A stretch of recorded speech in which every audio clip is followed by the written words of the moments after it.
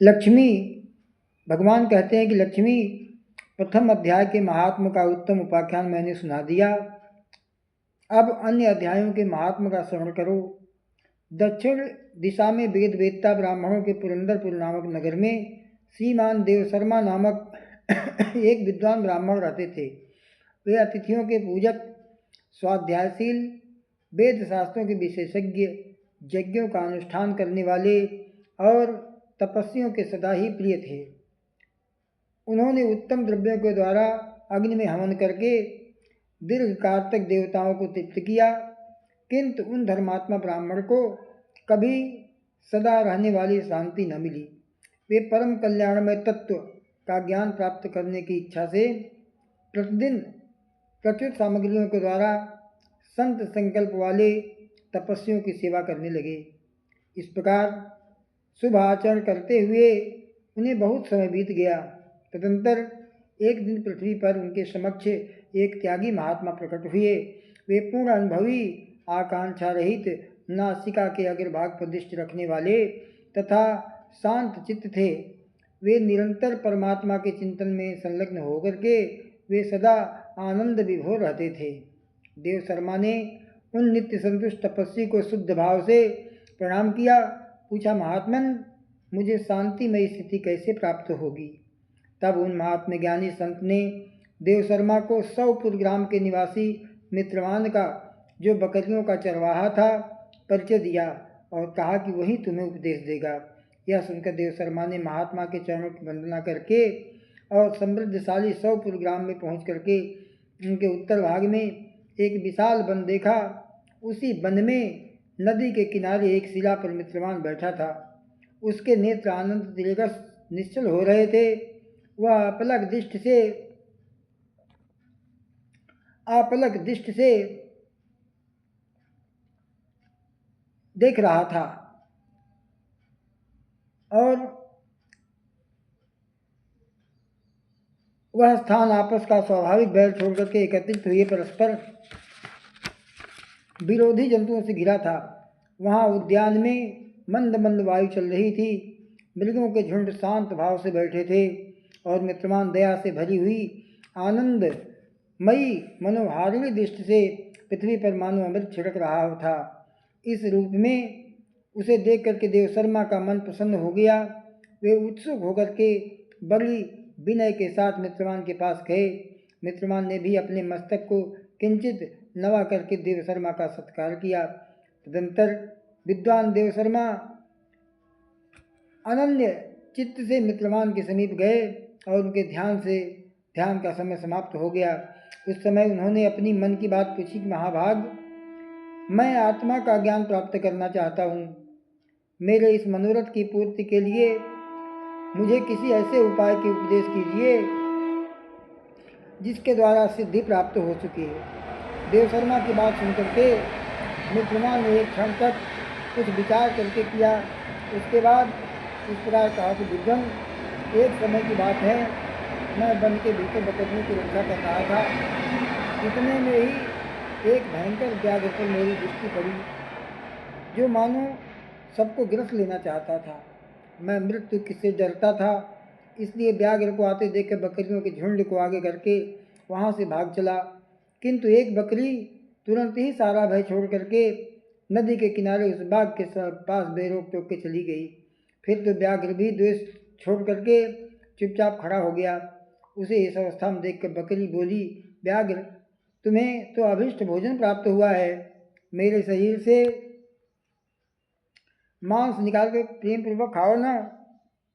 तुम इतनी देर से खड़े क्यों हो? तुम्हारे मन में मुझे खाने का विचार क्यों नहीं आ रहा है?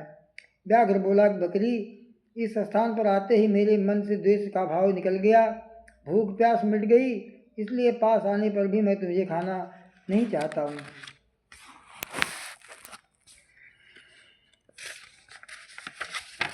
व्याघ्र के कहने पर बकरी बोली कि न जाने मैं कैसे निर्भय हो गई हूँ, इसमें क्या कारण हो सकता है? यदि तुम जानते हो तो बताओ। यह सुनकर व्याघ्र ने कहा कि मैं भी नहीं जानता। चलो सामने खड़े हुए इन महापुरुष से पूछते हैं। ऐसा निश्चय करके दोनों वहाँ से चल दिए। उन दोनों के स्वभाव में यह विचित्र परिवर्तन देख करके मैं बहुत विस्मय पड़ गया था। इतने में ही उन्होंने मुझे ही आकर के प्रश्न किया। वहाँ वृक्ष की शाखा पर एक वानर राज था। उन दोनों के साथ मैंने भी वानर राज से पूछा, विप्रवर। मेरे पूछने पर वानर राज ने आदरपूर्वक कहा कि अजापाल सुनो, इस विषय में मैं तुम्हें प्राचीन वृत्तांत सुनाता हूँ। यह सामने वन के भीतर जो बहुत बड़ा मंदिर है उसकी ओर देखो। इसमें ब्रह्मा जी का स्थापित किया हुआ एक शिवलिंग है और पूर्व काल में यहाँ सुकर्मा नामक एक बुद्धिमान ब्राह्मण रहते थे जो तपस्या में संलग्न होकर इस मंदिर में उपासना करते थे।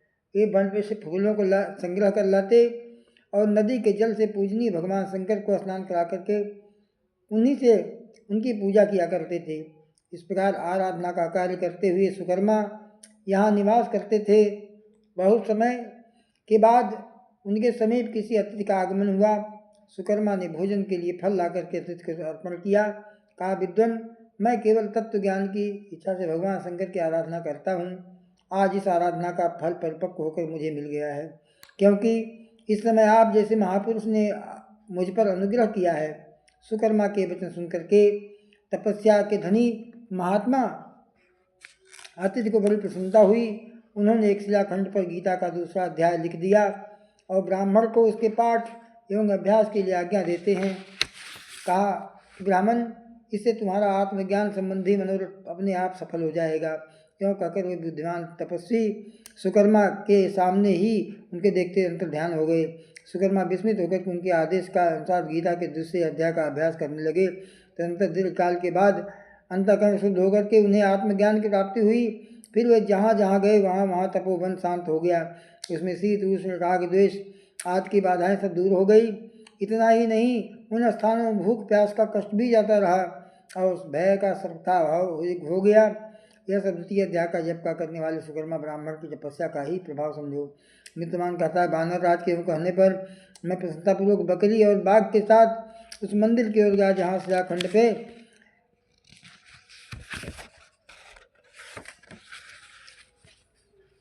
जय श्री कृष्ण लिखे हुए गीता के द्वितीय अध्याय को मैंने देखा और पढ़ा। उसी की आवृत्ति करने से मैंने तपस्या का पार पा लिया है। भद्र पुरुष, तुम भी सदा द्वितीय अध्याय की ही आवृत्ति किया करो। ऐसा करने पर मुक्ति तुमसे दूर नहीं होगी। इससे भगवान कहते हैं, प्रिय मित्रमान के इस प्रकार आदेश देने पर देवशर्मा ने उनका पूजन किया। उन्हें प्रणाम करके पुरंदरपुर की राह ली और वहाँ किसी देवालय में पूर्वोक्त आत्मज्ञानी महात्मा को पा करके उन्होंने सारा वृत्तांत निवेदन किया और सबसे पहले उन्हीं से द्वितीय अध्याय को पढ़ा। उनसे उपदेश पा करके शुद्ध अंतःकरण वाले देवशर्मा बड़ी श्रद्धा के साथ द्वितीय अध्याय का पाठ करने लगे।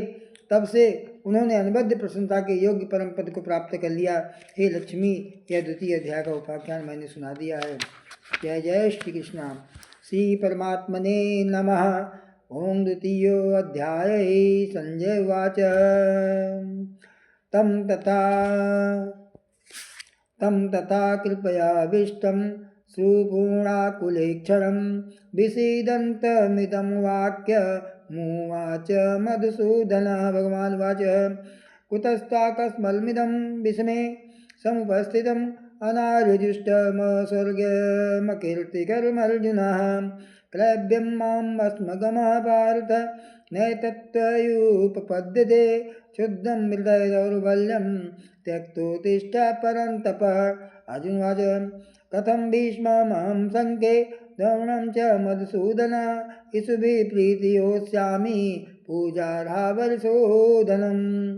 गुरून् हत्वा हि महानुभावान् श्रेयो भोक्तुं भैक्षमपि लोके। हत्वात् कामास्तु गुरूनिहैव जीय भोगान् रुधिरप्रदग्धान्। न चैतद्विद्या कतरन्नो गरीयो यद्वायेयं यदि वा न जयो। यानेव हत्वा न जिजीविषामस्ते वस्थिता प्रमुखे धस्तराष्ट्र। कार्पण्यदोषोपहितः स्वभाव प्रेक्षामि त्वां धर्मसम्मूढचेतां। यच्छेयसान्निश्चितं ब्रूहि तन्मे शिष्यस्ततेऽहं साधिमां त्वां प्रपन्ने न हि प्रपश्नामि ममापनुवाद्ये यक्षोकमोक्षो षण्मिन्द्रियाणाम् अवाप्य भूमावसपत्नमृद्धं राज्यं सुराणामपि चाधिपत्यं। संजयवाद एवं मुक्ता ऋषिकेशं गुडाकेश परन्तपः न चोत्सति यति गोविन्द मुक्ता तु श्रीबभूव। तमुवाच ऋषिकेश प्रहसिन्नववार्तः सेनयोरुभयोः मध्ये विसीदन्तमिदं वचः। भगवान् उवाच अशोच्यानन्वसो वचो वशोचस्त्वं प्रज्ञावादांश भाषसे गतासु न गतासु च नानुशोचन्ति पण्डिताः न त्वयाहं जातु नासं न त्वं नेमे जनाधिपाः न चैव नैव भविष्यामः सर्वे वयमतः परम्। देहिनोऽस्मिन् यथा देहे कौमारं यौवनं जरा तथा देहान्तरप्राप्तिर्धीरस्तत्र न मुह्यते। मात्रा स्पर्शास्तु कौन्तेय शीतोष्णसुखदुःखदाः आगमापायिनो नित्या तास्तास्तिष्ठस्व भारत। यं हि न व्यथन्ते ते पुरुषं पुरुषर्षभ समदुःखसुखं धीरं सोमृत्वाय कल्पते। नासतो विद्यते भावो न भावो विद्यते सतः उभयोरपि दृष्टोऽन्तस्तनयोस्तत्त्वदर्शिभिः। अविनाशी तु तद्विद्धि येन सर्वमिदं ततं विनाशमव्ययस्यायस्य न कश्चित् कर्तुमर्हसि। अन्तवन्तः इमे देहा नित्यसोक्ता शरीरिणः अनाशिनो प्रमेयस्य तस्माद्युद्धस्य भारत। यं येन वेत्ति हन्तारं यैश्चनं मन्यते हतम् उभौ तौ न विजानीतो नायं हन्ति न हन्यते। न जायते म्रियते वा कदाचिन्नायं भूत्वा भविता वा न भूय अजो नित्यः शाश्वतोऽयं पुराणो न हन्यते हन्यमाने शरीरे। वेदाविनाशनं नित्यं येन मव्ययम् कथं स पुरुषः पार्थ कं घातयति हन्तिकं।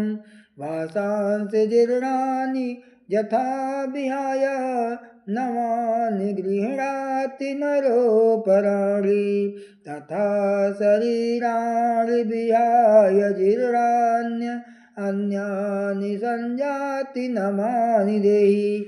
नैनं छिन्दन्ति शस्त्राणि नैनं दहति पावकः न चैनं क्लेदयन्त्यापो न शोषयति मारुतः। अच्छेद्योऽयमदायो अयं क्लेद्यो शोष्यैव च नित्यः सर्वगतस्थाणुर्चलोऽयं सनातनः।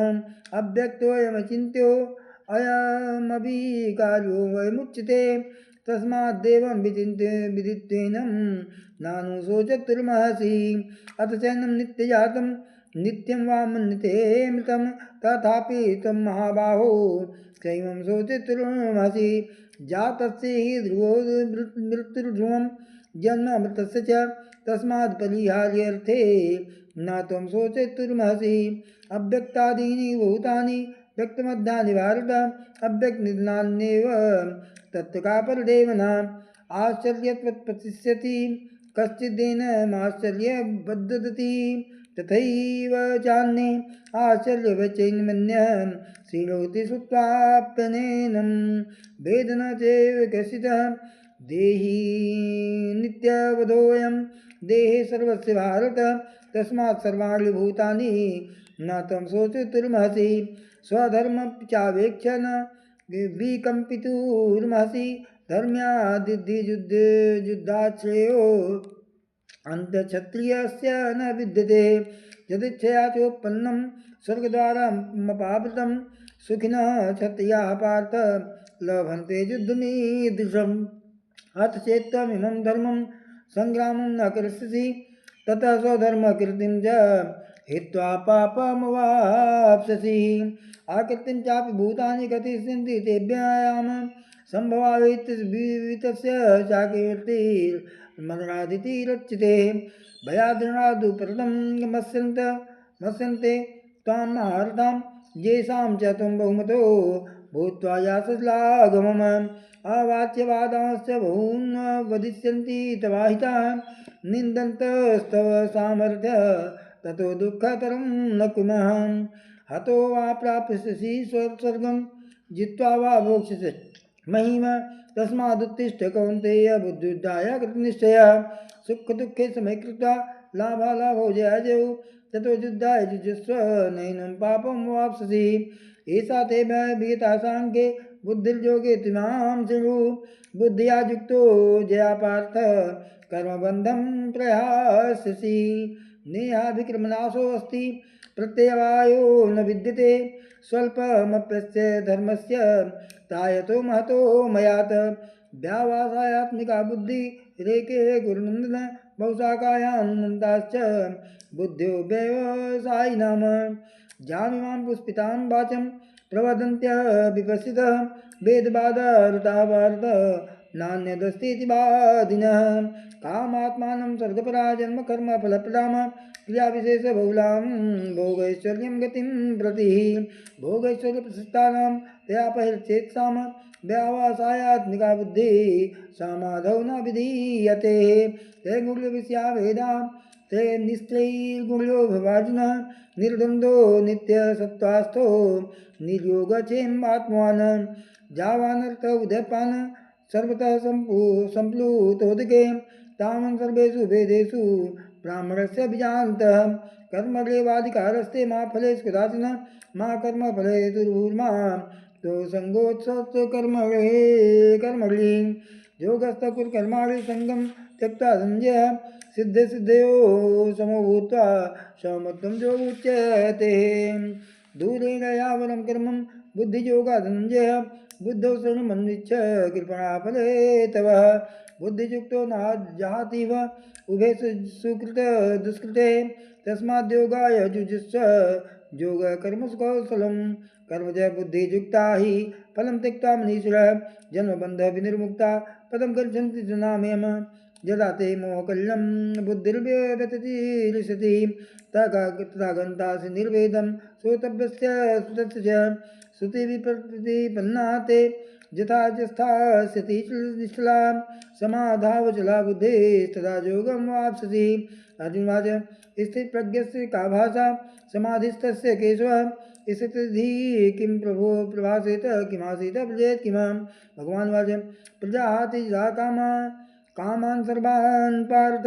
मनोगतान् आत्मन्येवात्मना तुष्ट स्थितप्रज्ञस्तलोच्यते दुःखेषु ग्रमणा सुखेषु विगत अस्पृह वीतराग भयक्रोध स्थितिर्मुनिरुच्यते यः सर्वत्रान् विस्नेहस्त तत्प्रपाप्य शुभाशुभं नाभिनन्दति न द्वेष्टि तस्य प्रज्ञा प्रतिष्ठिताः जरा संघर्षे चायं कूर्मोऽङ्गानीव सर्वतः इन्द्रियाणि इन्द्रियार्थे व्यस्तस्य प्रज्ञा प्रतिष्ठिता विषयाभिनिर्वर्तन्ते निराहारस्य देहिनः रसवर्जं रसोऽप्यस्य परं दृष्ट्वा निवर्तते जत्तो यापि कौन्तेय पुरुषस्य विपस्थितः इन्द्रियाणि प्रमादीनः हरन्ति प्रशमं मनः तानि सर्वाणि संयम्य युक्त आसीत् मत्परः बसे यस्येन्द्रियाणि तस्य प्रज्ञा प्रतिष्ठिता जत्तो हति कौन्तेय पुरुषस्य विपस्थितः इन्द्रियाणि हरन्ति प्रशमं मनः तानि सर्वाणि संयम्य युक्त आसीत् मत्परः बसे यस्येन्द्रियाणि तस्य प्रज्ञा प्रतिष्ठिता ध्यायतो विषयान् पुंसः संगस्ते सुपजायते संगास्तत्सञ्जायते कामः कामात् क्रोधो विजायते क्रोधात् भवति सम्मोहः सम्मोहात् स्मृते विभ्रमः स्मृतिभ्रंशात् बुद्धिनाशो बुद्धिनाशात् प्रणश्यति रागद्वेष वियुक्तस्तौ विषयान्द्रियश्रवणम् आत्मवैश्चर्यविधेयात्मा प्रसादमधिगच्छति प्रसादे सर्वदुःखानां हानिरस्योपजायते प्रसन्नचेतसो यासु बुद्धिपर्यप्रतिष्ठते नास्ति बुद्धिर्युक्तस्य न चायुक्तस्य भावना न चाभावतः शान्ति शान्तस्य कुतं सुखम् इन्द्रियाणां हि चरितां जन्मनोऽनुविधीयते तदस्य हरति प्रज्ञा वायुर्नावामिवांसि तस्माद्यस्य महाबाहो निगृहीतानि सर्वतः इन्द्रियार्थेभ्यस्तस्य प्रज्ञा प्रतिष्ठिता या निशा सर्वभूतानां तस्यां जागृत संयमे यस्यां जागृति भूतानि सा निशा पश्यते मुनः आपूर्यमाणमचलप्रतिष्ठं समुद्रमाप प्रविशन्ति यद्वत् तदत् कामानयं प्रविशन्ति सर्वे स शान्तिमाप्नोति न कामकामी विहाय कामान्य सर्वानुस्माश्चरितस्य निर्मोदिरहंकारं स शान्तिमधिगच्छति एषा ब्राह्मी स्थिति पार्थं नैनां प्राप्य विमुह्यति स्थितस्यामन्तकालेऽपि ब्रह्मनिर्वाणमिच्छति।